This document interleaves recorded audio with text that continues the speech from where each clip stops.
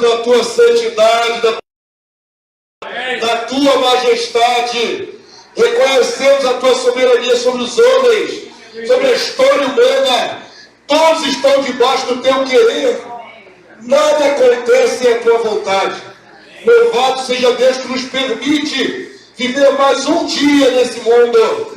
Obrigado pela vida, obrigado pelo fôlego de existência. Obrigado, meu Deus, pela tua graça, tua bondade sobre nós, teus filhos. Queremos mais uma vez honrar a ti, aprendendo quem tu és, aprendendo as tuas palavras, a tua promessa. Assim te honramos, dignificando a tua verdade. Então nos abençoa, Senhor, pelo teu Espírito, a termos pleno entendimento para a nossa vitória, para a vitória da tua igreja, do teu povo e para a nossa edificação. Abençoa o teu povo, os irmãos que já chegaram aqui, aqueles que estiverem vindo se juntar a nós, aqueles que estão em casa acompanhando a transmissão. Tua bênção sobre cada mente e coração. Em nome do Senhor Jesus, nosso Rei, nosso mediador bendito. Amém e amém. Glória a Deus. Vamos lá. Lição 4 do milênio, reinado de 1000 anos do Rei Jesus na terra. Lição maravilhosa. Tema de hoje, milênio sabático. A herança de Abraão segundo a igreja primitiva. Você vai entender o que é milênio sabático. Podemos? Vamos lá? Romanos 4:13. Eu falei que essa lição de hoje vai nos dar mais solidez da nossa fé. Grande parte da igreja evangélica no Brasil e no mundo não acredita no reino milenário literal na terra. Não acredita. Espiritualiza e nada é concreto, né? Lê as passagens bíblicas e não tomam elas como uma coisa real, literal, que se cumprirá na vida real. Prefere espiritualizar as passagens e jogar tudo para o céu. Hoje você vai ter aqui mais solidez de que a interpretação bíblica correta é literal, é histórica, é transformar as profecias em uma visão realista do que vai acontecer. Amém? Então vamos ler Romanos 4:13. Pastor, está um pouquinho resfriado a semana toda. A minha voz está 100%. Vai dar para ler. Vamos lá? Romanos 4:13. Não foi por intermédio da lei que Abraão, com a sua descendência, houve a promessa de ser herdeiro do céu. Do mundo no céu. Com vocês não posso nem brincar. Se fosse com gente nova, ele não ia ficar na dúvida. Você não tem dúvida. O texto é claro, herdeiro do mundo. E sim, mediante a justiça da fé. O texto é claro. Coube a promessa a Abraão de ser herdeiro do mundo. Abraão existiu e morreu há cerca de 4.000 anos. 4.000 anos é muito tempo, né, irmãos? 4.000 anos são quantos séculos? Cada 10 forma um milênio, não é isso? 40 séculos atrás. É muito tempo. Eu costumo dizer que de Abraão não resta nem pó mais. Onde está sepultado Abraão, 4.000 anos depois, já as partículas dos ossos de Abraão já se dispersaram na matéria, né? A parte que foi consumida pelos seres biológicos, e até a parte mais dura, que é o osso, já deve ter se desintegrado e virado pó no meio do terreno onde foi sepultado. Não resta mais nada do corpo de Abraão, mas a palavra de Deus promete que ele vai herdar o mundo.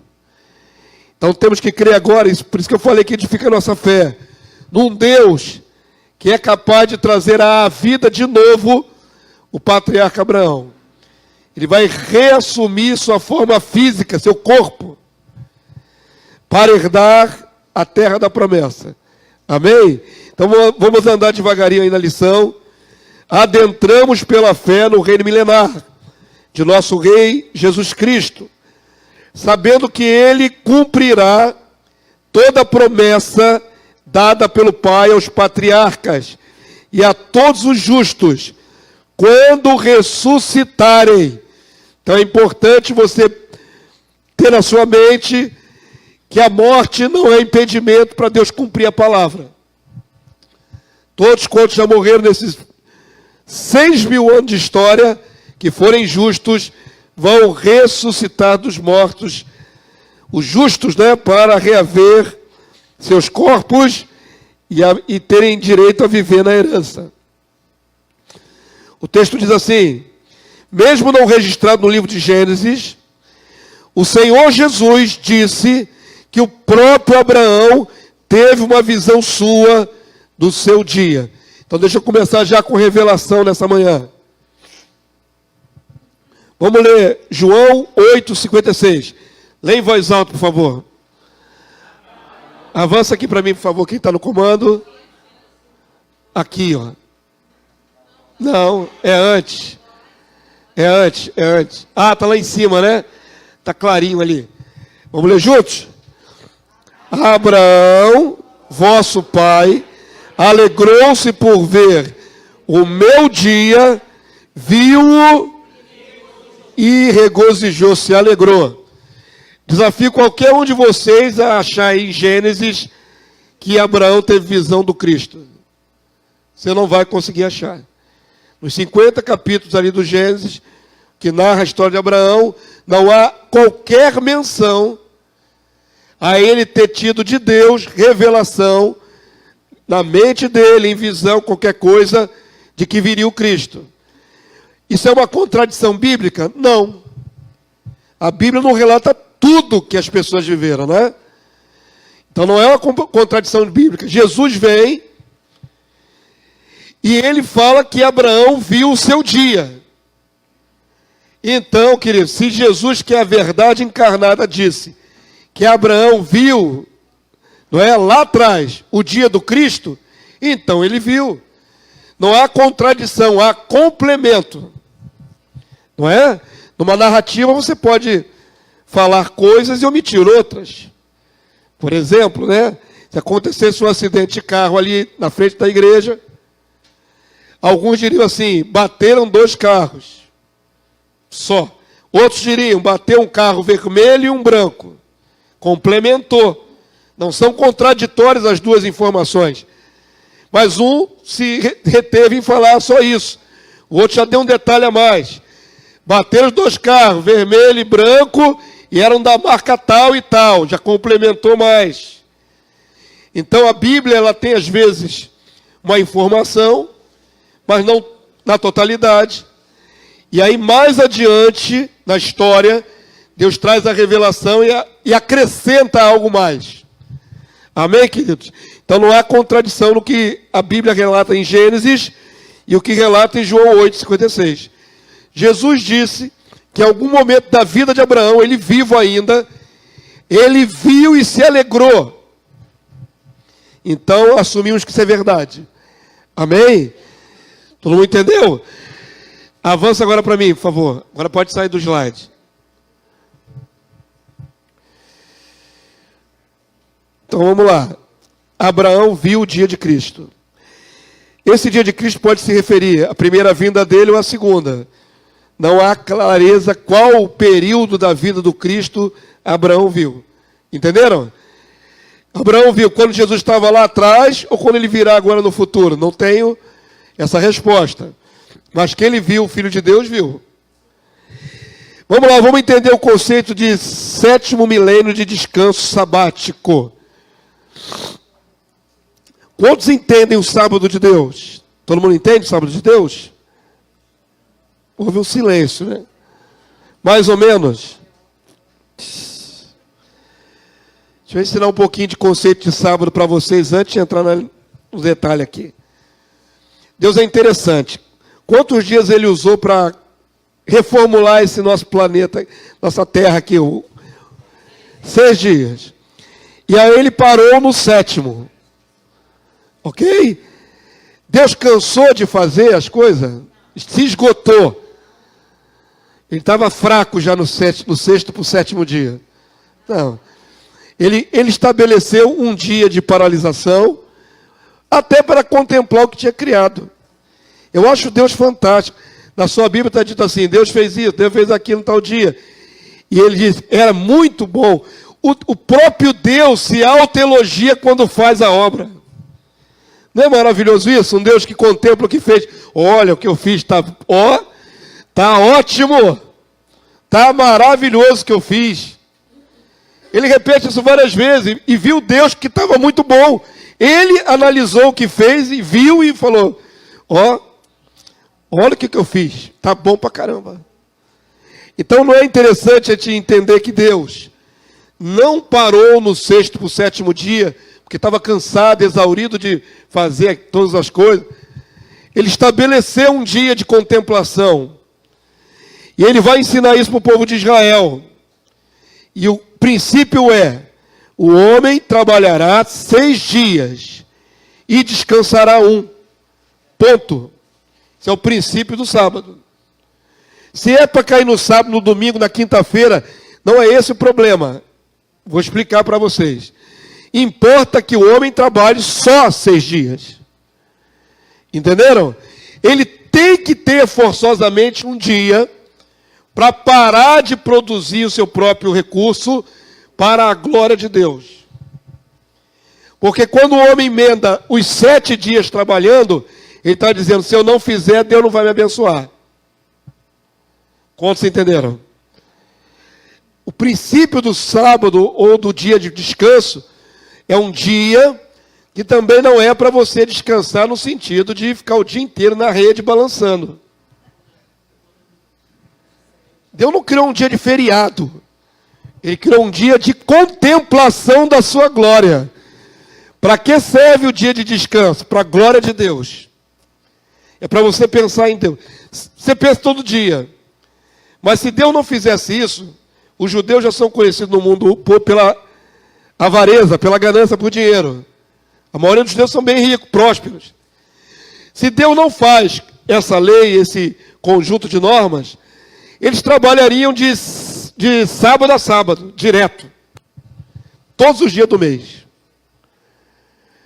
E existem cristãos que não entendem isso. Nós guardamos o domingo. Mas o domingo é o nosso sabá. É o nosso dia de contemplação de Deus. Vocês estão agora num domingo de manhã, gastaram sua energia, seu combustível para chegar até esse lugar e aprender da palavra de Deus. Vocês estão valorizando o dia de Deus. Amém? Entenderam? Poderiam estar em outro lugar, poderiam estar deitados na cama, poderiam estar fazendo qualquer outra coisa, mas estão aqui para a glória de Deus. Deus precisa que o homem entenda isso. Que o dia que ele mandou parar, é para parar. Ok? Não é para gastar consigo mesmo. Não é feriado. É dia da glória de Deus. Amém, queridos?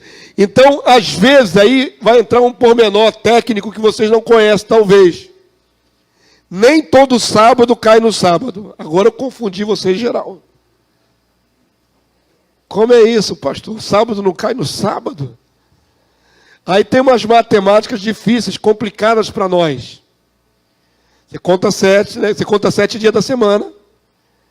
Mas alguns feriados da Bíblia, aí sim, as festas de Deus, como Páscoa, Pentecostes e Tabernáculos, elas têm, às vezes, uma variação.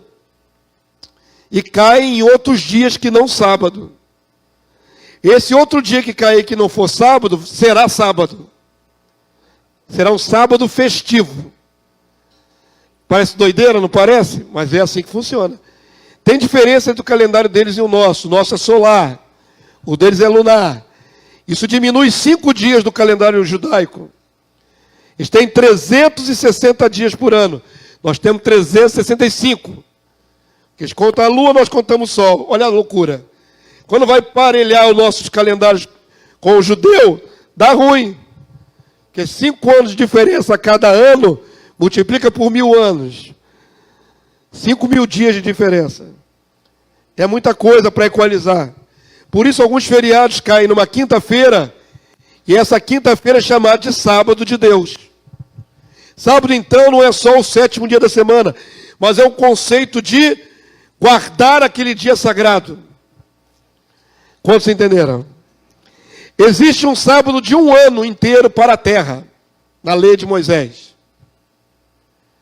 É chamado de sábado para a terra, de um ano. Percebam que não é um sábado semanal.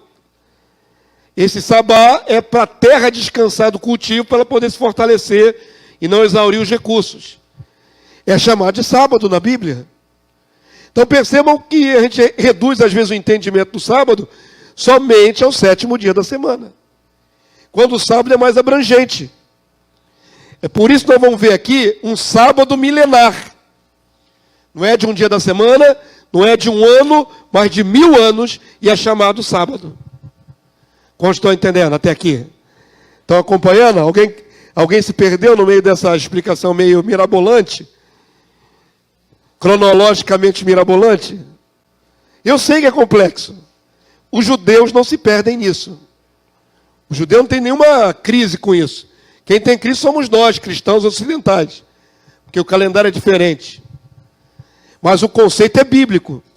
Sábado tanto é um dia, sábado tanto pode ser um dia variável, sábado pode ser um ano, sábado pode ser 1000 anos. E tudo é chamado sábado. O conceito de descanso. Amém? Dito isso, que foi todo um preâmbulo para vocês entenderem a cultura judaica em 3 minutos, vamos entender como os judeus pensam sobre esse sábado milenar. Por incrível que pareça, os judeus que não são cristãos, né, ou não são messiânicos, judeu mesmo, eles sempre estabeleceram uma contagem profética, levando em consideração que o homem viveria 6.000 anos, e que o período do Cristo, do Messias, do Messias, seria um período de 1000 anos sabático. Ok? Estou construindo com vocês. Alguns estão vendo pela primeira vez.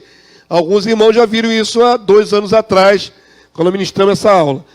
Esse aqui é um comentário do Sinédrio, o Talmud. Talmud é o estudo dos judeus. Eles estudam e têm as interpretações dele da Escritura. Então aqui, ó, diz assim: os sábios ensinaram, quem quiser ler com o pastor, os sábios ensinaram em uma baraíta, não me pergunte o que é baraíta, com relação ao período de 7 anos, ou seja, o ciclo sabático. Durante o 6º ano, vozes celestiais serão ouvidas. Ele está falando aqui de 6 anos ou 7 anos, mas ele está pensando biblicamente em anos proféticos. Na verdade, está falando de 7 milênios, 6 milênios. Então, vou transpor aqui para você entender. No 6º milênio, vozes serão ouvidas. A palavra profética será liberada. Nós estamos vivendo no 6º milênio. E é isso que nós estamos fazendo aqui. Trazendo as vozes do passado para publicar no tempo presente.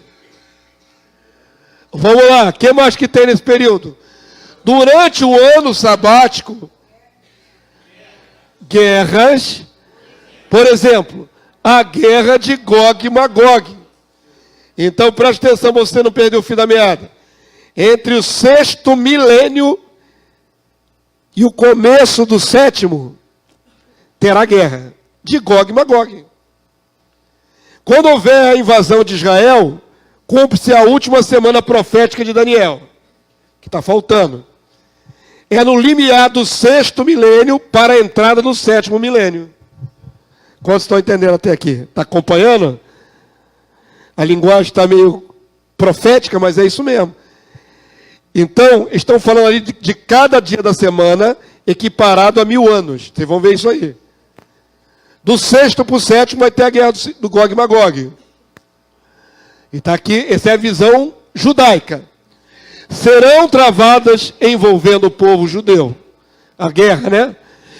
Durante o ano sabático, que não é um ano de dias normais, mas é um milênio, o filho de Davi virá. Aqui, ó, irmãos.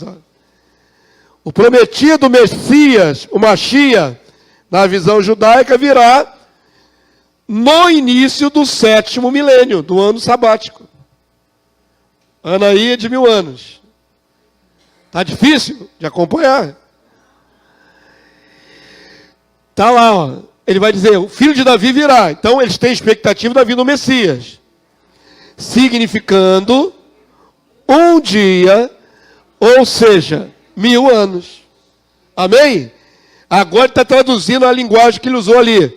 Quando fala de um dia, 6º, 7º dia, não está falando de dias naturais, está falando de milênios. 1 milênio, 2 milênios, 3 milênios, 4, 5, 6º, 7º. No 6º tem a guerra de Gog e Magog, entrando para o 7º. No 7º o Messias virá, estabeleceu o reino. E aí ele clarifica a linguagem. Cada dia desse citado ali são 1000 anos, que é inteiramente sabá. Esse sábado de 1000 anos é um sabá. Foi o conceito que eu expliquei a vocês antes. Amém? Então destravou a ideia do sábado. Sábado não é só um dia da semana. Sábado é um período que pode ser até de 1 ano, pode ser de 1000 anos. Os próprios judeus interpretam assim. O sabá do Messias é o milênio. Quando o Messias vier, estabelece um sabá. Todo ele, os 1000 anos, é um sabá. E diz na explicação da equação entre um dia e 1000 anos. Pois 1000 anos aos teus olhos são como ontem que passou e como a vigília da noite. Salmo 90, verso 4. Eles analisam, os judeus, o Antigo Testamento. Eles não creem no Novo, mas baseado no Salmo 94, entenderam que os dias da semana são equivalentes a cada dia 1000 anos. Amém? E aí aplicaram esse conceito e entenderam que o Messias inaugura o 7º milênio. Não é interessante isso? Alguns de vocês estão vendo isso pela primeira vez? Os antigos não, mas os novos talvez, né? E aí, Josiel, pegou? Pegou, meu irmão Everton? Hein, pastor? Liga aí, para poder o pessoal de casa ouvir. Eu acho muito interessante essa questão que o senhor falou agora, né? Porque, Tá ligado? Tá ligado agora? de fato, a terra vai estar em descanso, porque o diabo vai estar preso, os demônios vão Sim. estar longe da terra, né? Sim. Então, realmente, é um descanso da terra, da criação, e nós, como igreja, estaremos glorificados, descansando da época daquele peso, né? Do Da jogo guerra, do inimigo, de tudo do que de ruim que pecado. aconteceu. Então, realmente, né? Essa conexão é linda demais. E se a gente pensa que o sábado é para a glória de Deus, o milênio é totalmente para a glória de Deus. É como se todo dia fosse para a glória de Deus, no milênio. Não é? É um descanso milenar de um sabá que dura 1000 anos. Eu falei a vocês, essa lição de hoje é bem tranquilinha, simplesinha, vai acabar rápido, mas ela traz um fundamento tão claro. Para quem é milenista, isso não faz sentido. Quem não crê no milênio literal sobre a terra, isso não faz sentido. Mas percebam que até na raiz do entendimento judaico, eles esperavam um sabá de 1000 anos, com o filho de Davi.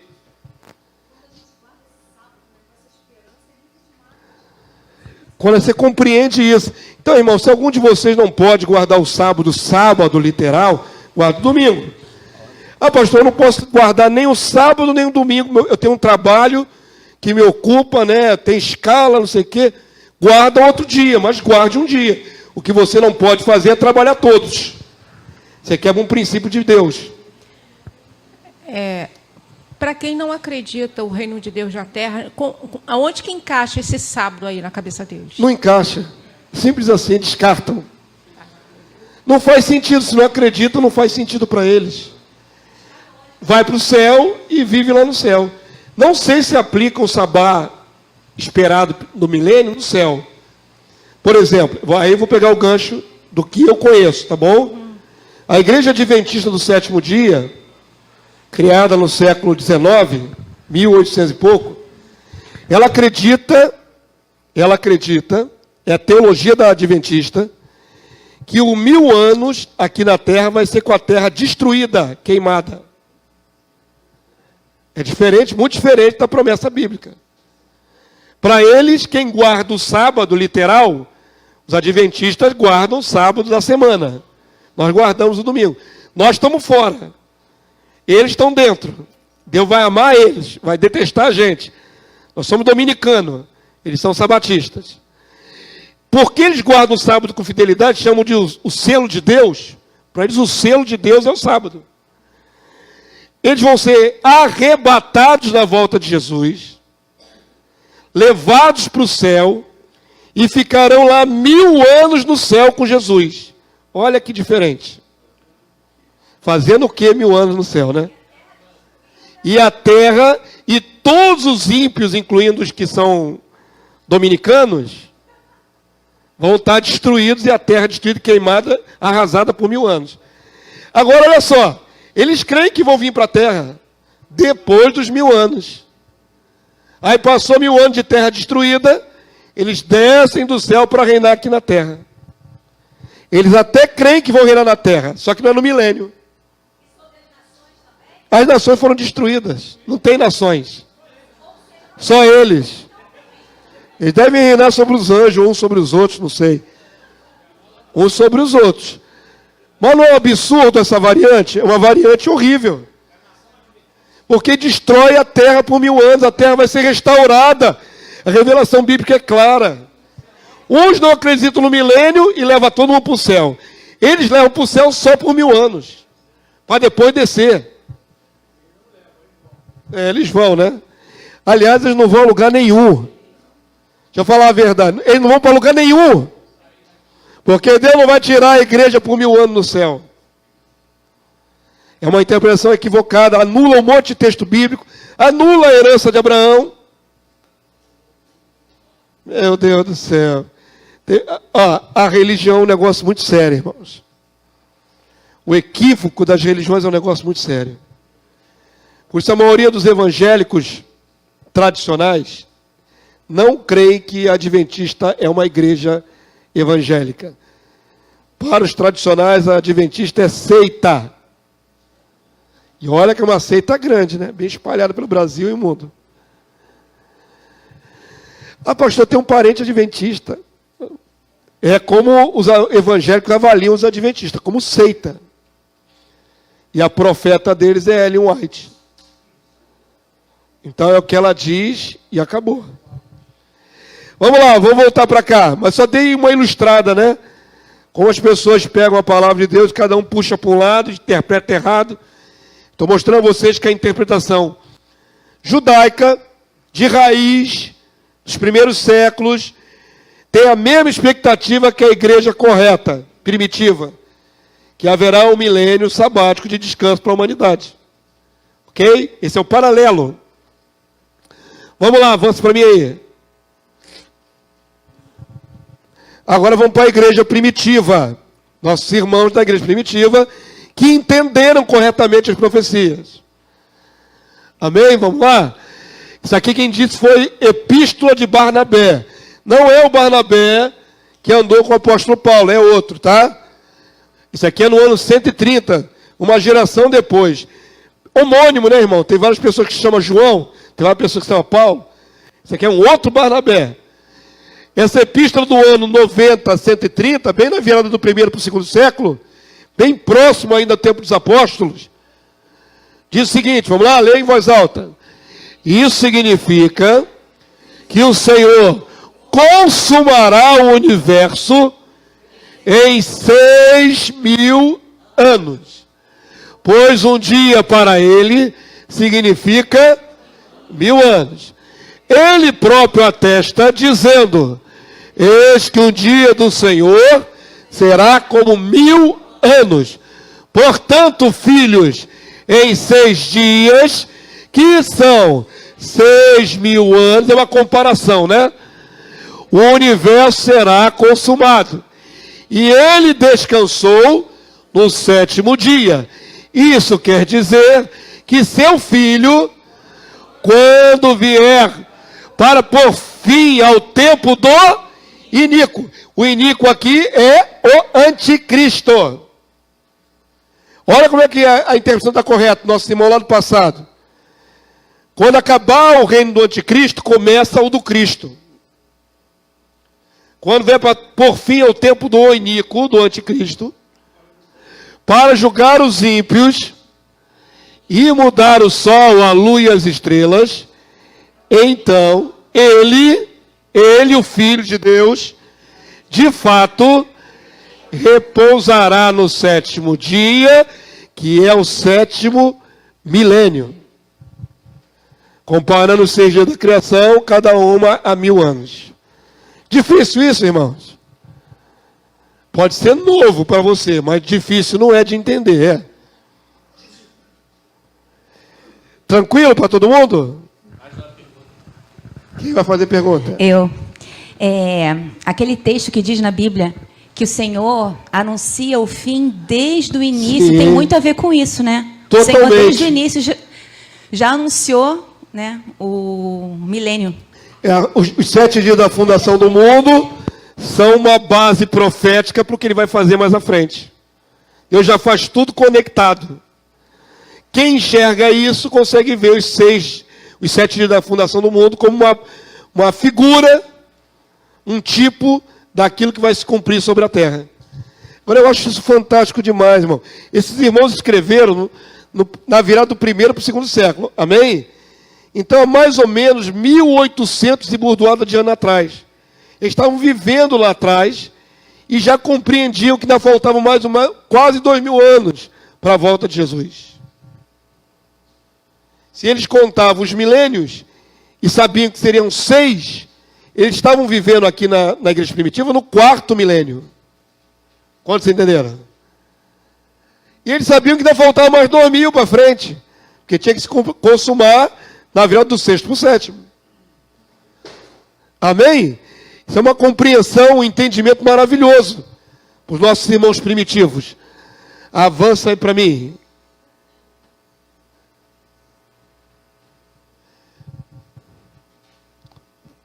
Vamos lá. A contagem para se chegar aos 6.000 anos era a seguinte: de Adão a Abraão, 2.000 anos. De Abraão até Jesus Cristo, 2.000 anos. De Jesus Cristo para cá, quanto tempo tem, irmãos? Nós estamos no ano 2024. Está arredondado, tem os 24 de lambuja aí, mas são 2.000 anos. Então é arredondado. De Adão até Abraão, 2.000. De Abraão até a vinda de Jesus, primeira vinda, 2.000. Da primeira vinda de Jesus até a segunda vinda, 2.000. Quanto deu? 6. Nós estamos na viradinha aí, mais um pouquinho, mais uns anos, e vamos virar para o 7º milênio. Quando virar para o 7º milênio, é reino estabelecido. Amém? Entenderam? A matemática é maravilhosa. Ah, mas o homem tem 10 milhões de anos na Terra. Ah, irmão, faz isso não. Faz isso não. Aí é uma questão de você aceitar o que a escola te ensina ou o que a Bíblia te ensina. Para a Bíblia, o mundo é muito mais recente, irmãos. Para a Bíblia, o mundo é muito mais novinho. É em torno de 6.000 anos, não tem esse negócio. Ah, pastor, mas acharam um fóssil de 6 milhões de anos. Ai, Jesus Cristo. Infelizmente, nós somos dependentes de um grupo de cientistas completamente ateus, que não creem na palavra de Deus, desmerecem a palavra de Deus. Então, na cabeça deles, a ciência é maior do que Deus, a ciência humana. Agora, irmãos, como é que se comprova que a Terra tem tantos milhões de anos? Qual é a comprovação científica? Vocês já ouviram falar do carbono 14? Alguém já ouviu falar de carbono 14? Então vamos lá. Vou dar a vocês uma base científica. bons livros, existem bons livros de cientistas cristãos que tiram toda essa ambiguidade.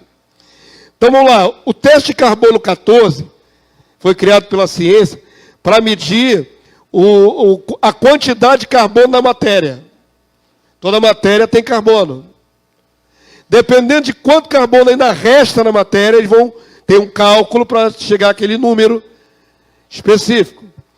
Por exemplo, eles acham um fóssil de um animal. Como é que eles sabem a idade que aquele fóssil tem? Eles fazem o teste do carbono 14. Pela decomposição do carbono, porque vai perdendo ao longo dos séculos, eles vão fazer ali retroativo e vão chegar ao número. Entendeu como é que é basicamente o teste de carbono 14? Agora vem um detalhe. Até que ponto o carbono 14 é preciso? 6.000 anos. Por quê? Porque Deus limita o homem, irmão. Aí eles pegam um fóssil, e até 6.000 anos é preciso. Mas eles acham 10 milhões. Como é que é isso? Já saiu da precisão há muito tempo. É estimado. Fala no microfone. Pastor, mas não seria possível que tivesse havido um outro mundo antes do nosso mundo? Porque a Terra já existia, ela estava em caos. Por quanto tempo não diz exatamente, se segundos ou se muitos milhares de anos, não é isso? Olha só, eu não posso negar a existência dos dinossauros, posso? Toda hora eles acham um osso aí de dinossauro do tamanho dessa sala. Só o fêmur do animal tem o tamanho dessa sala. Quase 10 metros de comprimento. Como é que você vai negar que existiam os dinossauros? Não pode. O que os cientistas cristãos acreditam? Que os dinossauros morreram no dilúvio. Entenderam? O que me convenceu é uma questão de fé ou uma questão de ciência? Pela fé a gente aceita tudo. Não é? Tudo é possível que crê. Mas tem base bíblica científica? Para a gente chegar a 6.000 anos? Tem. Sempre tem. Sabe o que é o mais impressionante? Eu vou voltar para a lição, só para a gente ver essas questões de tempo, né? O que é mais impressionante? Que me convenceu. Os estudiosos cristãos já acharam pegadas humanas fossilizadas do lado de pegadas de dinossauro fossilizadas. Segundo a ciência, o homem não viveu com os grandes lagartos. Os grandes dinossauros teriam milhões e milhões de anos. Os homens é mais moderno. Segundo as provas que já foram achadas, numa cachoeira, há milhares de anos passou ali um lagarto gigante e passou ali um homem. E as pegadas de ambos foram cristalizadas em rocha, provando que o homem andou com os grandes animais. Entenderam? Se aquela pegada fosse anterior ao período do homem, não daria tempo das duas fossilizarem juntas. Então, o que acontece? É igual a ida na Lua. Você acredita se você quiser. Por que o homem foi à Lua 56 anos atrás e nunca mais voltou em 56 anos? Se a tecnologia de 56 anos atrás era muito, muito inferior, qual é a dificuldade em mais de meio século não conseguir voltar? Se você acredita que eles foram na Lua, o problema é teu. Ok? É fake, é fake. A internet não funciona nem da minha casa na rua. Fala aí, homem de Deus, você ia perguntar. Pastor, a confusão que às vezes incorre até entre alguns cristãos é porque às vezes não consegue diferenciar o período da existência da Terra do período da criação do mundo. Isso que eu falei. Há uma diferença muito grande, né? A matéria da Terra pode ser mais antiga. Exatamente. Não tem problema nenhum. Aí vou dar uma explicação. Por que alguns ossos de animais ou de homens parecem ter milhões de anos? Vamos partir do pressuposto que a matéria da Terra seja muito mais antiga que os sete dias da fundação do mundo. Que a matéria, o pó, seja realmente com milhões de anos. Como é que é feita a fossilização de qualquer matéria? Vocês sabem como é que funciona isso? Como é que um osso se fossiliza? Os nossos ossos parecem integrais, mas colocados numa ampliação gigantesca, eles são porosos. Nossos ossos são porosos, tem buraquinhos. Então, como é que se fossiliza qualquer matéria? A matéria mineral, o pó, vai entrando nesses buraquinhos e preenchendo. De forma que um osso deixa de ser osso, feito de cartilagem, se torna pedra. Porque a pedra envolveu aquela cartilagem. Entenderam? Quando medem um osso, que tem muito menos tempo, mas com um pó que pode ser muito mais antigo. Aí causa essa ideia de que aquele osso tem milhões e milhões de anos. Tudo tem explicação, queridos.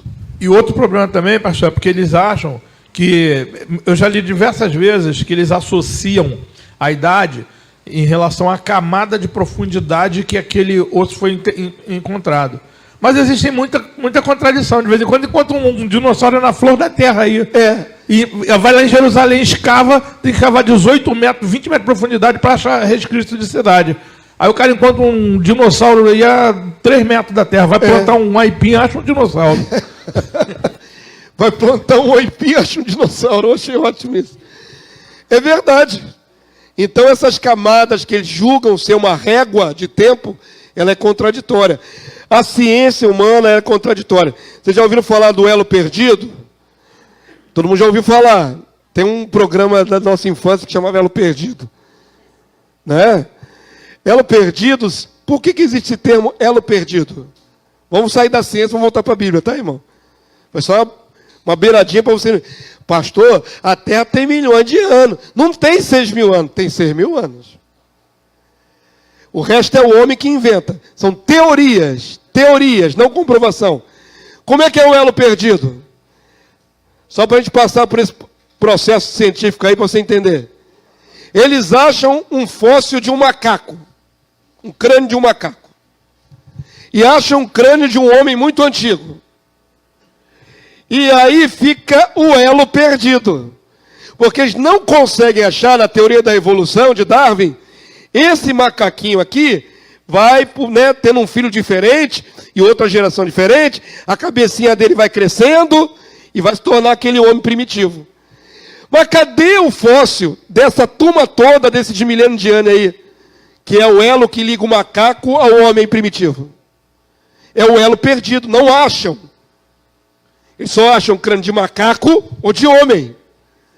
Teria que ter um híbrido, meio macaco, meio homem. Aí é tudo malandragem. Já ouviram falar da Lucy, a mulher mais velha aqui da América? Tinha no museu aqui da Quinta da Boa Vista. O que eles acharam da Lucy, que seria a mulher de milhares de anos? Eles acharam uma mandíbula. Um pedacinho de osso aqui da mandíbula. E em cima de um pedacinho de osso, fizeram a fisionomia dela. Como, irmãos? Me explica como, a partir de um ossinho assim, você faz uma cara de uma pessoa. É muita ficção, irmãos. Forçação de barra. Todos nós temos ossatura do rosto diferente. Uns um pouco mais de testa, outro menos testa. Largura do crânio, é tudo diferente. Como é que a partir de um osso eu posso reconstituir a face de alguém? Como? De um pedacinho de osso. Manipulação. Para impor a filosofia científica, a ideologia científica. Não existe. Não acharam o crânio inteiro dela, acharam um pedacinho da mandíbula. O resto é ficção. É montagem. Pegam, às vezes, um pedacinho de osso e criam todo um dinossauro. Como? É Luzia? Eu falei o quê? Lucy? Não é Lucy, não. É Luzia. Tem até nome, o fake news científico. Tem até nome. Então percebam que essa contradição entre a ciência humana especulativa e o que Deus diz é muito grande. Para Deus tem 6.000 anos. Ah, pastor, eu não aceito. Eu aceito que a ciência prova. Então, meu filho, vai se converter à ciência. Você não é crédulo. A Bíblia não te dá essa liberdade. Amém? Todos os nossos irmãos ao longo dos séculos creram que a humanidade passaria 6 milênios e o 7º seria o milênio do descanso. Quiser ser contraditório, vai estudar ciência em Harvard. Então está cá, ó, a régua aqui que se chega aos 7 milênios.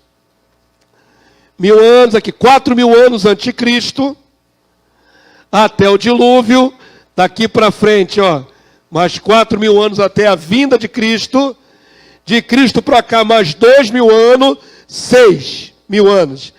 E o 7º já é o milênio do descanso. Portanto, a promessa diz, né? O primeiro Josué introduziu Israel na terra da promessa. Vocês sabem que a palavra Josué é o mesmo nome de Jesus? É o mesmo nome. Se eu não me engano, tem uma pequena variante, é uma letrinha, um detalhezinho. É o mesmo nome, Jeová salva. Josué é o primeiro Jesus. Falando no sentido do nome. Mas ele é um tipo de Jesus. Por que ele é um tipo de Jesus?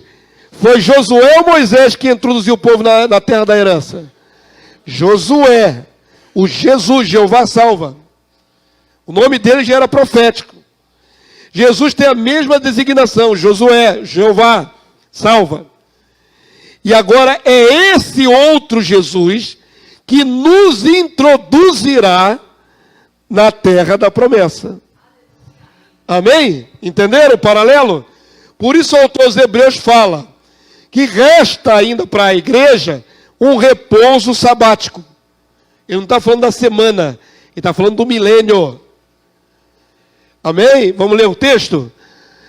Eu não botei a referência, botei Hebreus 4, de 9 a 11. Vamos ler aqui, igreja? Porquanto resta o quê? Um repouso, no grego sabatismos, um dia sabático, para o povo de Deus. Porque aquele que entrou no descanso de Deus, também ele mesmo descansou de suas obras, como Deus das suas, fazendo alusão aos 7 dias da fundação do mundo, que no 7º Deus parou, descansou. E aí o autor diz, verso 11, vamos lá? Esforcemo-nos, pois, por entrar naquele descanso. No descanso semanal? Não. Ele está apontando naquele descanso futuro. Naquele descanso. A fim de que ninguém caia segundo o mesmo exemplo de desobediência. Os judeus que foram desobedientes no deserto com Josué não entraram. E o paralelo é esse. Nós estamos esperando o próximo Josué, que é Jesus, nos introduzir. Mas na carreira, precisamos ser obedientes, para não cair no meio do deserto que nem os desobedientes. É um paralelo entre a entrada do povo de Israel com Josué e a entrada do povo de Deus com Jesus. Todo mundo pegou? E a palavra lá é, resta um descanso sabático para o povo de Deus. Não é no presente, é naquele tempo. Avança para mim, vamos lá. Esse aí é Irineu de Leão, bispo Irineu de Leão, o homem mais culto da antiguidade depois do apóstolo Paulo. Grande Irineu de Leão, vamos lá, vamos ler. Quantos foram os dias empregados a criar este mundo? Quantos foram os dias? 7, né? 6 e o 7º é descanso. Mas o 7º faz parte da criação, da fundação do mundo. Quantos foram os dias empregados a criar este mundo? Tantos serão o quê? Claro e cristalino. O paralelo. Quantos dias foram empregados? 7. Quantos milênios terão? 7. Está claro para vocês? Tem muita gente só observando. Declare a verdade, irmão. Esse bispo aqui morreu pela fé. Lá no 2º século. ele é um legítimo defensor da verdade. Vamos ler juntos, então, de novo? Quantos a criar este mundo, tantos serão os milênios da sua duração total. Eis porque o livro de Gênesis diz: Deus concluiu no sétimo dia, no sexto dia, toda a obra que fizera, e no sétimo dia descansou de todas as obras que fizera. Esta descrição do passado, tal como aconteceu, e ao mesmo tempo, tá que tem alguma coisa escrita errada aqui. Deve ser aqui, não é. É ao mesmo tempo uma profecia, aqui o um e a se separaram. Está faltando ali o erro de digitação, tá? É uma profecia para o futuro. Aquilo que a irmã Gisele falou. O princípio anuncia o futuro. O fim. Amém? Para o futuro. Com efeito, se um dia do Senhor é como 1000 anos, se a criação foi acabada em 6 dias, está claro que a consumação das coisas acontecerá no 6º milênio. Esse que nós estamos vivendo. Nós estamos vivendo já nos limites desse 6º milênio. Amém? Todo mundo está entendendo? O que resta agora é esperar o próximo milênio, que é o milênio de Cristo. Quando a igreja primitiva cria nisso, ela cria na literalidade desse 7º milênio. Vai ser a igreja católica, vai mudar tudo isso, vai tornar tudo espiritual e vai anular essa esperança literal de um reino na terra. Amém? Todo mundo chegou aqui comigo? Está tranquilo? Que isso aqui que eu estou dando a vocês é cimento para a nossa fé. É para que os tijolinhos da tua fé, que está construindo a sua alma, não fiquem soltos. Você já sabe que o reino é na terra. Maravilha. Você tem alguns textos no seu coração. Cimenta tudo isso para ficar bem sólido. Porque a verdade, ela não é relativa. A pior desgraça é o relativismo teológico. Pior desgraça. Não vou dizer o nome, mas pregamos há um tempo atrás o Evangelho do Reino numa igreja. Não vou dizer nem o nome, nem onde que é a igreja, para vocês não identificarem. Quando a gente estava fazendo um seminário nessa igreja, eu fui nos bastidores conversar com o pastor da igreja, que nem se sentou para ouvir a palavra. Foi feito seminário lá vários dias, ele nem sentava lá dentro para ouvir. Olha o desprezo dele. Aí quando eu fui conversar com ele, ele falou assim: eu não creio que alguém tem a absoluta verdade. Aí eu entendi porque ele não estava dando crédito ao que estava sendo ministrado. Ele é um relativista. Ou seja, ninguém é dono da verdade absoluta. Cada um tem a sua própria verdade. Aí desanda, irmãos. Se a verdade é relativa, você escolhe a que quiser. Como uma carta de baralho. Ó, tem essa versão. Pega uma. A verdade é relativa. Deus criou uma confusão bíblica que cada um acha o que quiser na Bíblia. Não é assim, não. Ela tem uma estrutura central. Todos os rios das profecias convergem para o reino. Todos os rios. Só tinha uma verdade absoluta. E aí interpretava correto. Os períodos, as épocas. A igreja moderna, cada uma chuta para um lado. Efeito da apostasia de 2000 anos. E aí o pastor diz: eu não creio que alguém tenha a verdade absoluta. Ele disse na minha lata, sim, isso aí. Pois é, mas ele diz assim: isso que o pastor está trazendo aqui na minha igreja é mais uma versão. Foi isso que ele disse na minha lata. É um relativista. Então, que valor ele deu? Nenhum. A irmã que nos levou lá nesse seminário, ela tinha tido um sonho. E no sonho, antes do seminário. E no sonho dela, ela via um terreno de plantação. Sabe quando ali no Nordeste, quando está sem água nenhuma, e fica esturricado, rachado, seco de esturricado o chão. E as sementes caíam nesse solo seco, esturricado. Era meio que já uma prévia de que aquela galera ali não ia receber. Terreno do coração deles estava esturricado de seco. O sonho veio antes da ministração lá nessa igreja. Então, obviamente, se o pastor não abraçou, se o coração dos ovelhas não recebeu, essa igreja lá, tudo que foi semeado da visão, se perdeu. Amém? Por que eu falei isso? Nem sei por que eu fui nesse caminho. Eu falei para não sermos relativistas.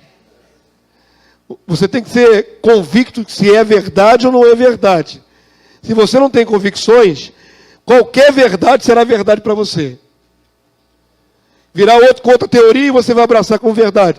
Virá outro dizendo que a terra vai ser destruída há 1000 anos, você vai abraçar como verdade. Você não tem raiz nenhuma. Eu falei que nós temos que cimentar a nossa fé. Bem sólida. E pastor, antes, eu estou procurando a água que ele foi pegar. muitos anos eu criei, sabe, sobre a era milenar e tal, mas eu achava que isso, pastor, sabe, era uma coisa irrelevante. Por quê? Porque eu pensava assim, o que importa se é, no caso, 1000 anos literais ou não? Eu não quero 1000 anos, eu quero a eternidade. Com Cristo. O que importa é a eternidade. Então, eu achava que isso era irrelevante, se era simbólico, se era literal, mas quando eu entendi que o milênio, ele restaura o plano original do Éden e que após esse milênio, depois ele se estende para sempre. Essa estrutura, né, de, no caso, Cristo e a igreja reinando sobre as nações, é no milênio, mas é para sempre. O dia que eu entendi isso, pastor, a chave caiu. E hoje eu vejo que esse ensino, o milênio, é fundamental, porque é a nossa herança. Isso. É o nosso chamado, é ser a noiva do Cordeiro para restaurar o governo perdido do Éden, de Adão e Eva, e nós vamos reger as nações. Então, isso para mim, pastor, hoje em dia, isso para mim é essencial. Sabe? Fundamento. Isso fundamento, exatamente. Isso é pedra de esquina. Pensa, irmãos, quem não tinha o milênio literal, como a irmã disse, muitos de nós não aprendeu assim quando chegou na igreja. Tanto faz pré-milenista, pós-milenista, milênio literal, amilenismo. Não era matéria importante para nós. Importante que Jesus vinha e arrebatava a igreja para o céu. Então, que me interessa o milênio? Até hoje tem pastores relativistas que dizem, eu não quero saber se é pós, pré, meso. O problema é que isso anula as profecias, anula a restauração do que Deus quer restaurar, anula a herança dos santos, anula. O próprio Abraão morreu crendo que vai receber a terra de herança. Pois é, ignora toda a fidelidade de Deus com a sua promessa. Queridos, o reino milenar é o prêmio dos santos. Prêmio. É a bênção para a humanidade que vai sobreviver, a criação. E o prêmio dos filhos poderem reinar por 1000 anos. A maioria da igreja que não crê no milênio não tem a mínima expectativa de receber prêmio de Jesus. Só quer ser tirado da terra, só isso, mais nada. Jesus vai nos dar prêmios, galardões, autoridade sobre as nações. Pô, isso é tirar tudo isso, o prêmio. A gente sofre a beça nessa vida, para depois o prêmio é ficar cantando no coral eternamente, irmãos. É muito chato, né? Não que Deus não mereça o nosso louvor, mas o prêmio é muito mais abrangente, mais lindo, mais concreto. E não envolve só os santos, que é o egoísmo da igreja. Também envolverá a criatura. A criatura vai ter o alívio de 1000 anos sem Satanás. Pô, não é um alívio? Está todo mundo oprimido nessa terra. Todo mundo está oprimido. Todos. Paulo diz assim, a criação geme. E nós também gememos angustiados. Eles gemem, nós gememos. Vou até conjugar no português certo. Eu gemo, tu gemes, nós gememos, eles gemem, vós gemeis, eles gemerão. Todo mundo geme. Angustiado. Olha o nosso país, querido, riquíssimo em recursos. Se não tivesse ladruagem, corrupção, não seria maravilhoso. Nós seríamos mais poderosos que a Europa. A Europa não tem esses recursos que o Brasil tem. O Brasil seria potência mundial, primeira potência, não segunda nem terceira. O que mata aqui é desvio, é corrupção, sistema maligno, predador. Pensa, queridos, que coisa maravilhosa quando tirar tudo isso sobre a terra, essa malignidade. A própria criação, que não é filha de Deus, também vai regozijar. Eles vão regozijar, pô. Mundo justo, mundo abençoado. O plano de Deus é completo. Ignorar tudo isso é um pecado. Há muita ignorância, né? Avança aí para mim, por favor, mais um. Já andou? Agora, a herança da terra prometida ao pai Abraão é a mesma da igreja de Jesus. A igreja moderna não tem link, não tem elo entre a igreja e Abraão. Só aquela visão financeira inescrupulosa, né? Eu quero as bênçãos de Abraão. Mas pensa em bênção, dinheiro. Mas não pensa que Deus tem promessa para o hebreu Abraão, que inclui a igreja gentia do século 21. Não faz esse link. Muitos anos atrás, quando o pastor Arcélio ainda era vivo, nós fomos numa rádio. Nós arrendamos um horário numa rádio. Aqui, rádio local aqui em Jacarepaguá. Foi a única experiência que eu tive em rádio naquela ocasião. E o nosso programa demorava uma hora e pouco. Começamos a falar a palavra naquela rádio. Beleza. Enquanto falamos de coisas que o povo entendia, tinha boa audiência. O povo entrava no ar por telefone para participar. Quando a gente falou que a igreja vai receber herança com Abraão, a audiência caiu. Quando introduzimos Abraão na pregação ao vivo, na rádio, a audiência caiu. Aí alguém disse assim, por que vocês estão gastando tempo falando de Abraão? Fala de Jesus, que importa é Jesus. Eles achavam uma afronta gastar tempo na rádio falando de Abraão. É uma ignorância, irmãos. É lógico que Jesus é a porta para a entrada na vida eterna. Ninguém está diminuindo Jesus. Mas para entender o que é essa vida eterna, você tem que começar no Gênesis. Ué, começou no Evangelho de Mateus, Deus vai falar com o homem, mas a ignorância é tão grande que em falar de Abraão para eles era enfadonho. Fala direto só de Jesus. Eu sei que Jesus me salva, me cura, me liberta e me leva para o céu. É isso que eu quero saber. Negócio de terra de Abraão não me interessa. Não vê link, não vê ligação. Vamos ver a ligação ali, bíblica. Amém? Uma das maiores provas do cumprimento de Deus em dar terra aos seus santos está na aliança com o patriarca Abraão. Gênesis 17:8. Queria que vocês lessem em voz alta. Sabe quantas pessoas na terra afirmam o que nós estamos afirmando aqui, irmãos? Você acha que é a maior parte da humanidade? Então, queridos exclusivos, abençoados, pioneiros, abram as suas bocas e declarem a verdade de Deus. Vai entrando no encéfalo para você falar para outro. Vamos lá então, Gênesis 17:8, vamos lá? Dar-te-ei a Abraão, para a pessoa de Abraão, e a tua descendência, a tua semente, a terra das tuas peregrinações, toda a terra de Canaã, em possessão perpétua. Pelo amor de Deus, perpétua é quanto tempo? Para sempre, para sempre. Não tem perpétua de só alguns anos. Eu vou dar a você, Abraão, Deus fez um pacto com o homem. Eu vou dar para você, Abraão, essa terra que você peregrinou, em possessão perpétua, para sempre e sempre e sempre. Novo Testamento não anula essa promessa de Deus. Deus não mudou. Deu uma promessa aqui atrás, aí ele se arrependeu. Vou mudar de ideia. Vou pegar todo mundo em Jesus e levar para o céu. Deus não muda. Deus não seria mentiroso. Haveria um homem na terra que, quando ressuscitar, diria assim: Deus, tu é mentiroso. Abraão morreu 4.000 anos.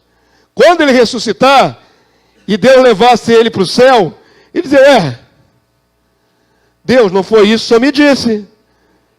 Só não falou que eu ia herdar nada no céu. Só falou que eu ia herdar a terra das minhas peregrinas. Abraão peregrinou lá em cima nas nuvens, irmãos, do céu? Não. Ele peregrinou nessa terra e tem limites territoriais. É a terra de Canaã. Não é qualquer terra. Não é uma metáfora. Tem limite territorial. Por que negar a evidência implícita do texto? Pastor, muitos afirmam, quando aquele povo entrou naquela terra, Deus cumpriu isso aí. É um absurdo. Só, isso pessoas que são missionários, né? Quando eu falava Teólogos. disso, isso.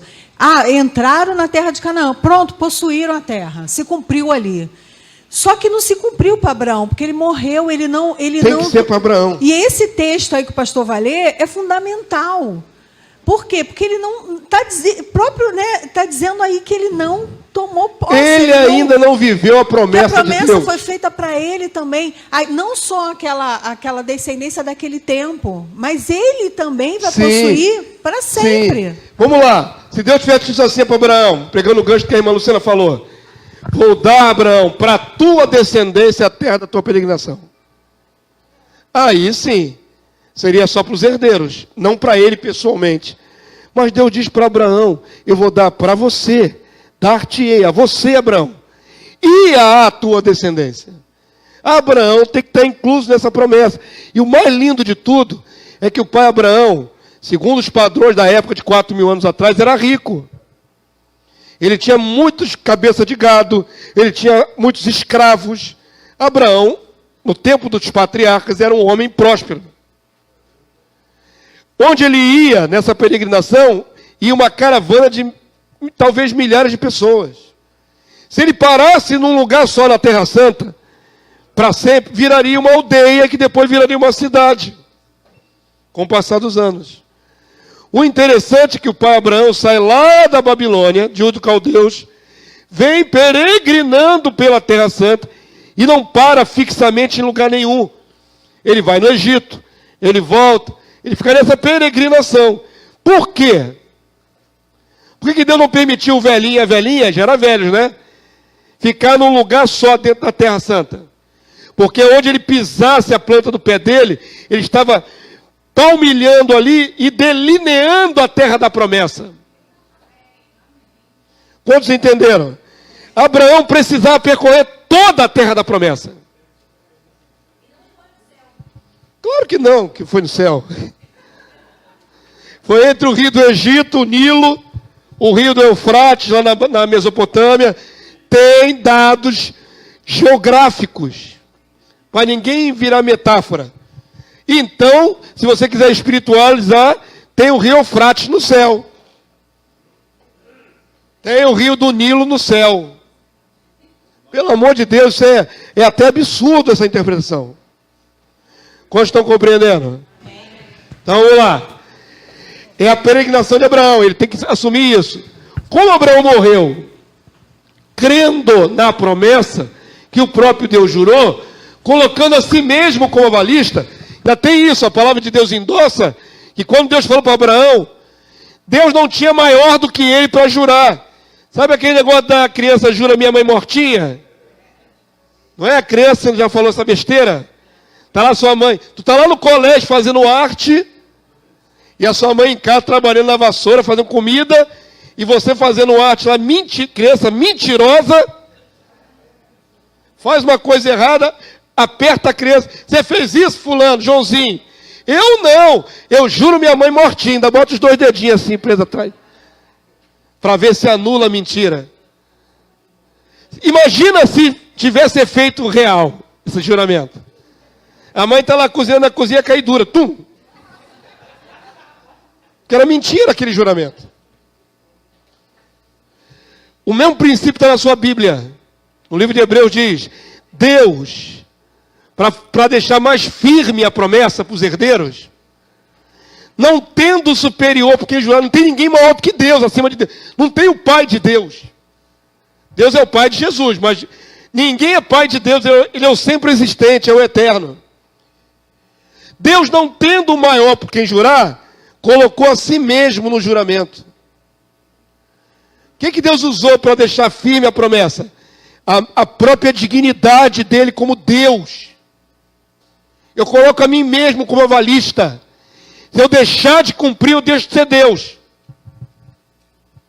Gente, é uma das promessas mais sólidas da Bíblia. E a maioria dos cristãos acha que já se cumpriu quando Israel entrou na terra da promessa. Se já tivesse cumprido, Hebreu não diria, ainda resta um repouso para vocês entrarem. Quantos entenderam? Então vamos lá. O apóstolo Paulo e o Novo Testamento falam dessa promessa. Se já tivesse cumprido na primeira aliança, Paulo já teria dito, já cumpriu. Mas ao contrário, no discurso de Estevão antes de morrer, o primeiro mártir, ele vem trazendo a história de Israel todinha, e quando ele fala do pai Abraão, ele diz que Abraão não teve posse de terra. Preste atenção, que esse detalhe é fundamental para quebrar a apostasia. Deus prometeu dar aquela terra toda para Abraão. Enquanto ele viveu, ele não teve um palmo de chão para ele. Peregrinou tudo, mas não fixou, não comprou, não herdou. Isso aqui é a chave do entendimento. Vamos lá? Para dizer que a promessa para Abraão ainda vai se cumprir no futuro. Olha aqui, ó, Atos 7, 4. Vamos lá? Lê, por favor, 4, 5. Vamos lá, igreja? Então, saiu da terra dos caldeus e foi habitar em Harã. E dali, com a morte de seu pai, Deus o trouxe para esta terra em que vós agora habitais. No tempo de Estevão, os judeus estavam lá há milhares de anos. Nela não lhe deu herança, nem sequer o espaço de um pé. Irmão, Abraão não teve o espaço de um pé de terra que seja dele. Mas Deus não prometeu dar a terra toda de Canaã. Mas enquanto tem vida, nem o espaço de um pé. Quantos centímetros é um pé? 30 centímetros por 8. Depende do pé, né? Tem uns pés grandes. Mesmo que seja um pé grande, meu Deus, você não chega a meio metro de chão. Não recebeu. Quantos dizem amém? A palavra é clara dizer que ele não recebeu. Tá, então Deus é mentiroso, que Deus falou, vou dar para você essa terra em posição perpétua. Deus é mentiroso? Não.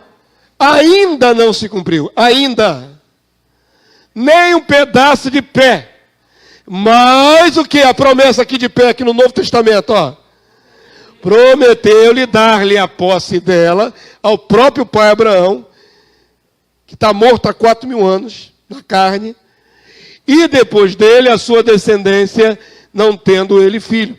Ele nem tinha tido nenhum filho da promessa ainda. Entendam, Deus vai cumprir a promessa. Avança aí para mim. E o próprio Abraão tem que viver essa promessa. Como é que foi o pacto? Eu busquei hoje de manhã um videozinho. É difícil de achar essas coisas, né?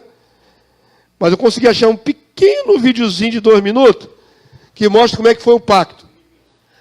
Gênesis 15, 17. Sucedeu que, posto o sol, não está na sua lição.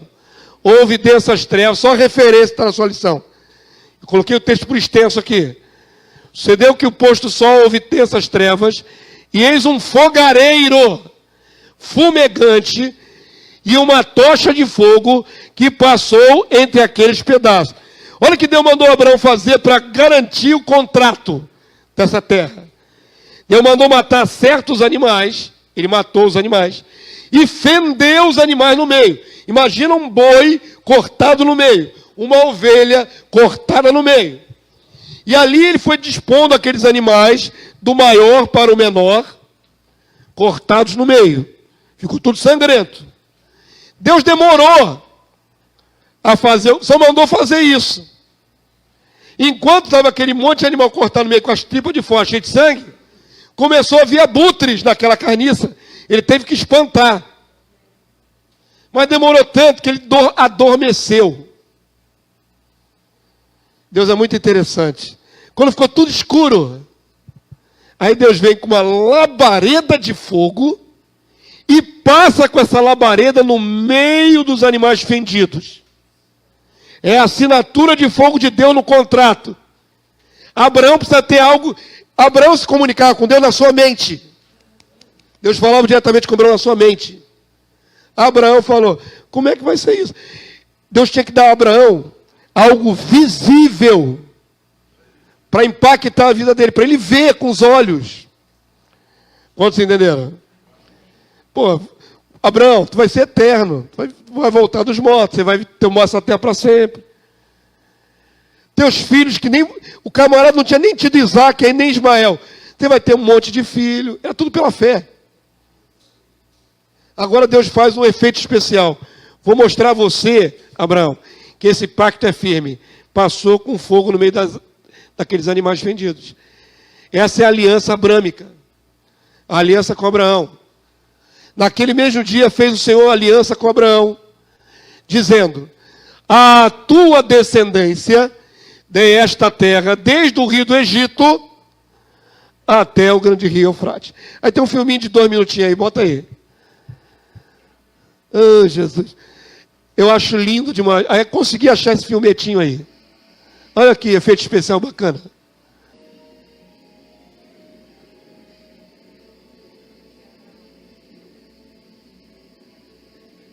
Glória a Deus, pode fechar.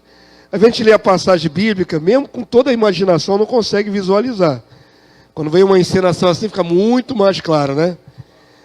Existem comentaristas, pode avançar para o próximo slide, vamos terminar. Existem comentaristas que dizem que naquela época os pactos eram feitos com os animais assim, como que dizendo, você pode me cortar no meio se eu não fizer o que eu estou prometendo. O corte do animal no meio era uma promessa. Quantos entenderam? São comentaristas que dizem que na antiguidade era assim. Você pegava para fazer um pacto, é igual aquele negócio que você faz quando era na criança, você fura o dedinho com sangue e pactua com seu coleguinha. Fizeram isso não? Só eu que sou maluco, esquizofrênico? Tem tantos tipos de pacto, né, irmão? Não fizeram não com meu amiguinho para sempre. Coisa macabra. Bem macabro, né? Mas só para você ter uma noção, Deus queria deixar Abraão convicto de que aquilo ia acontecer. Amém? Vamos terminar então essa aula. O apóstolo Paulo, irmãos, legislador da igreja, categorizou a questão da promessa de Abraão como irrevogável. Enquanto a promessa não se cumprir, ela é irrevogável. Ninguém pode anular o que Deus disse. Paulo fala sobre isso. Gálatas 3, 15 a 17, a 18. E explanou a respeito do descendente de Abraão, que tem o direito à herança da terra, que é Cristo.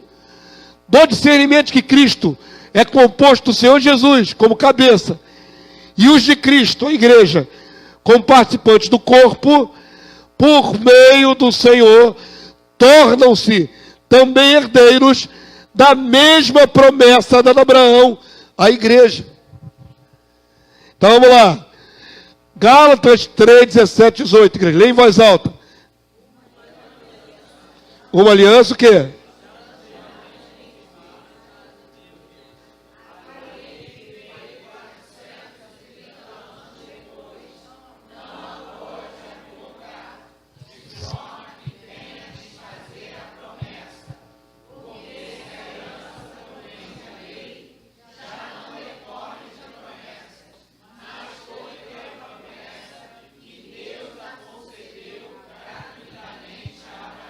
Glória a Deus. Paulo é fantástico, sendo usado pelo Senhor Jesus, que revelava tudo a ele. Olha que coisa interessante. Vai ter gente que vai dizer assim, já se cumpriu, quando o povo de Israel foi para a terra da promessa. Outros vão dizer assim, o povo de Israel tinha a promessa enquanto obedecesse à lei de Moisés. Como o povo de Israel desobedeceu e foi para o cativeiro, anularam a promessa.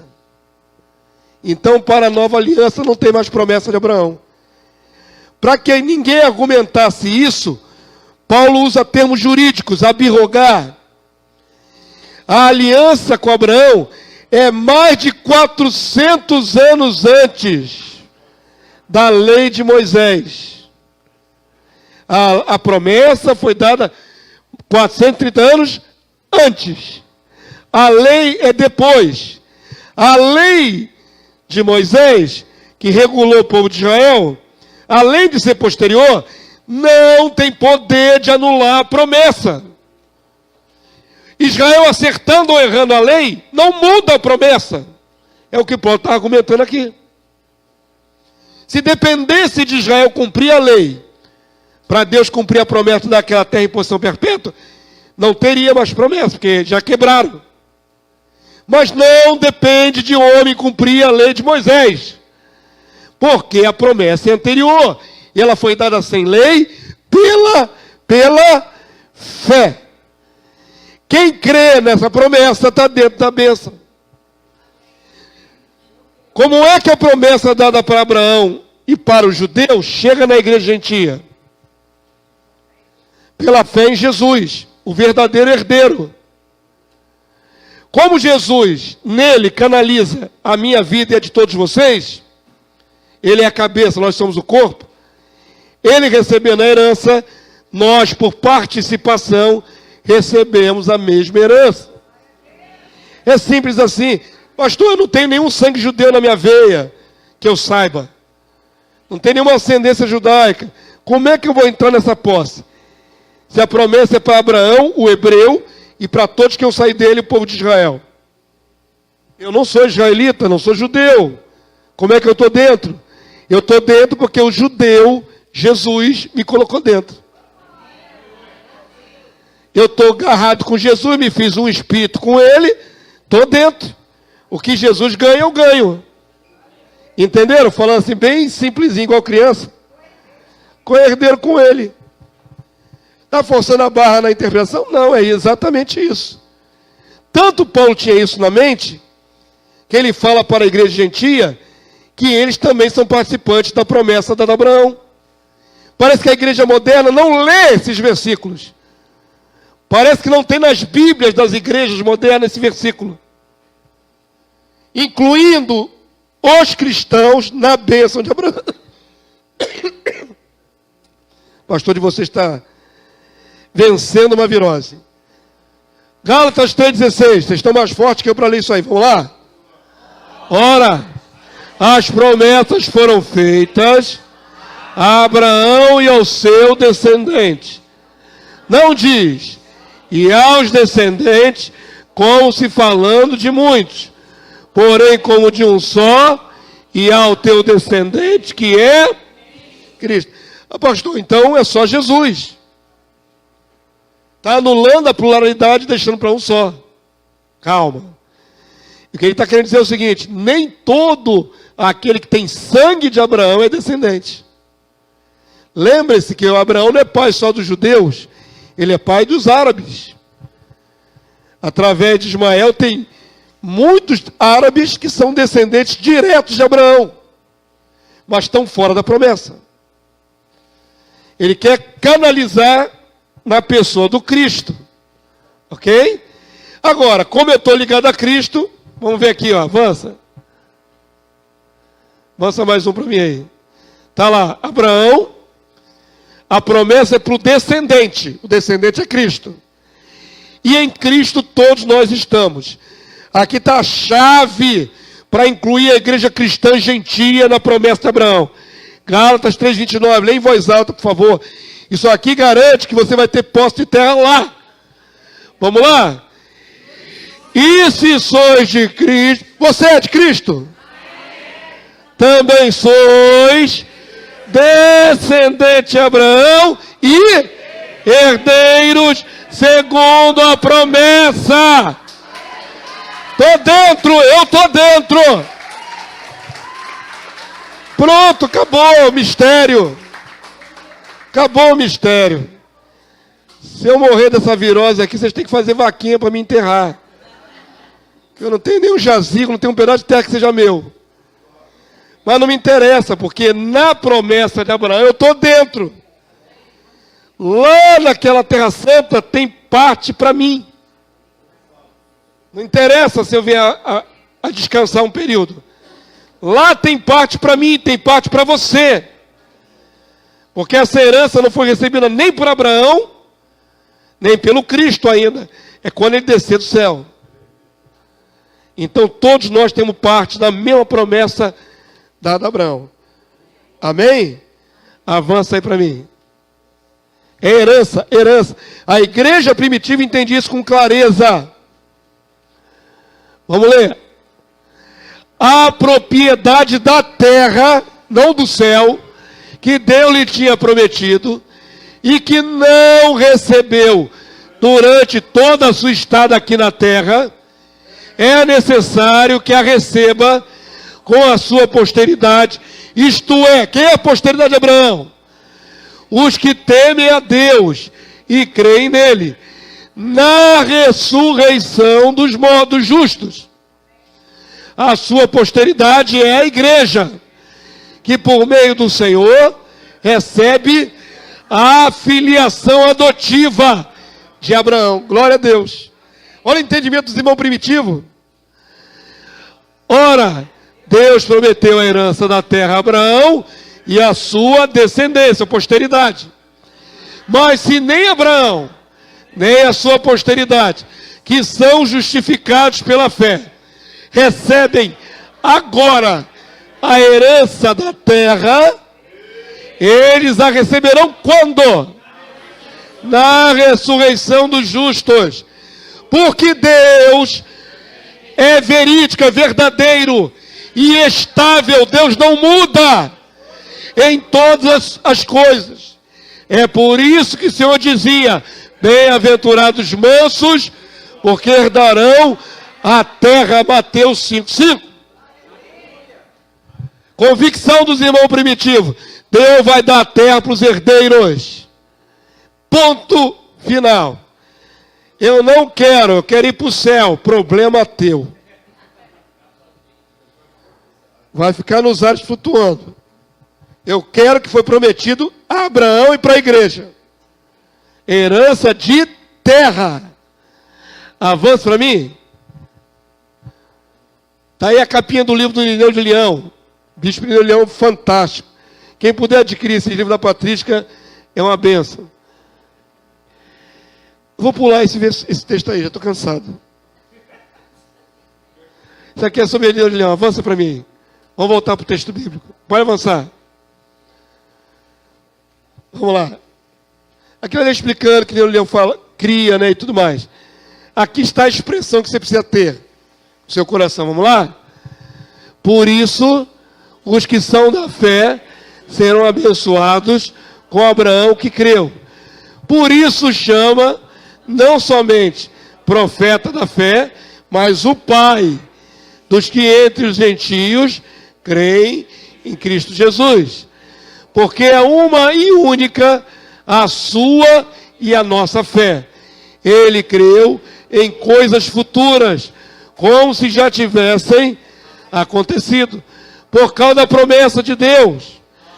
Assim também nós, pela fé, contemplamos como no espelho a herança que receberemos no reino, por causa da promessa de Deus. Só essa aula aqui, não precisa nem mais fazer o trimestre todo de milênio. Está aqui as verdades. Deus, o qual introduz no reino dos céus a Abraão e sua descendência. Isto é, a igreja que por meio de Jesus Cristo recebe a adoção e a herança prometidas a Abraão. Amém, povo santo? Tu está dentro. Se tu é cristão, tu está dentro. Ponto final. Avança aí para mim. Ali é outro bispo. Esse aí é Justino. Leia lá. E com Abraão, o quê? Herdaremos a terra santa. Tomaremos posse de uma herança eterna, sem fim. Porque somos filhos de Abraão, pois temos a sua mesma fé. E era romano, mas tinha a fé de Abraão. Aqui agora em Neu de Lobo, vamos lá? Se, portanto, é o último, leia comigo. Se, portanto, os que vindos do Oriente, do Ocidente, acreditaram nele pela pregação dos apóstolos, devem encontrar lugar com Abraão, Isaque, Jacó, no reino dos céus, e participar com eles da mesma festa. Lembra da festa da boa do Cordeiro, semana passada? É disso que está sendo dito aqui. Está demonstrado que um só e idêntico Deus escolheu os patriarcas, visitou o povo e chamou os pagãos. Para os justos trará os tempos do reino, isto é, um repouso aqui, ó. Resta um repouso para o povo de Deus. É o reino. Um repouso do 7º dia, santificado, e dará a Abraão a herança prometida. Aquele reino, diz o Senhor, o qual muitos virão do Oriente, do Ocidente, para se assentar à mesa com Abraão, Isaque e Jacó. Amém, queridos? A tua fé está firmada nesse princípio? Nessas verdades? Está lá, Céu. É a última. Tem uma pergunta ainda? Posso fazer? Você tem pergunta ainda? Sei que a aula estava clara. Posso esclarecer? Se tiver. Essa terra que nós vamos receber, né, de herança, isso tudo que o pastor falou aí, que ele peregrinou aquela terra, ele quadrangulou a terra, porque está lá em Apocalipse, né, que a Nova Jerusalém. É a terra. Então, isso futuramente seria a Nova Jerusalém. Sim. Não é isso? Os Então, limites, ele está falando o seguinte, está fazendo um paralelo, né? Ele peregrinou, pastor, sabe quanto? 2.200 quilômetros cada não passo. sei se literalmente 2.200 É quilômetros. porque ele diz que a terra seriam... não, essa é a terra santa, porque Sim. o mundo todo tem muito mais, né, pastor? Sim. Então, isso que Deus falou com Abraão, para ele percorrer isso, tem lá 12.000 estádios. Sim, está falando para ela o seguinte. Isso aí é para o futuro que o pastor vai explicar Sim, essa terra. era legal se a gente tivesse um mapa aqui para vocês verem. Da onde Abraão saiu, hoje seria o Iraque. O dos caldeus é Iraque. O rio Eufrates corre para o norte. O limite da Terra Santa é, nesse extremo oriente, o Iraque. No outro extremo, do ocidente, o mar Mediterrâneo, Mar Grande. que é chamado Mar Grande na sua Bíblia, Mediterrâneo. Ao norte, o Líbano, e ao sul, o deserto da Arábia. Isso tudo foi dito por Deus como Terra Santa. Israel, anulando aquela ideia de que já conquistou, jamais, em tempo algum, assumiu todo esse pedaço. Muito pequeno para ser. Nem no tempo de Salomão, que foi o maior reino depois de Davi, não chegou nem perto dessas dimensões todas.